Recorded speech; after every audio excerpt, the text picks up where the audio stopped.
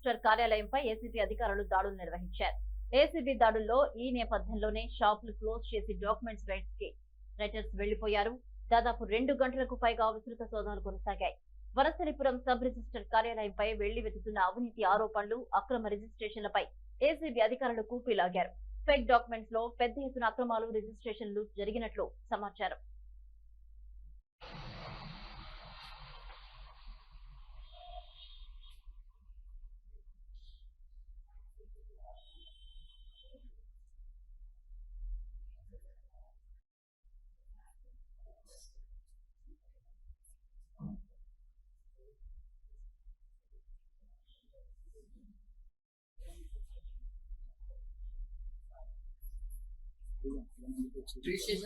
మరి ఏమైనా చేశారా?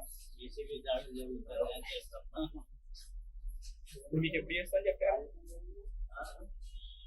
మీకు ఎప్పుడు చేస్తా అని చెప్పారు? మళ్ళీ ఏసీబీ రైట్ అవుతుంది అన్నారు కదా, మళ్ళీ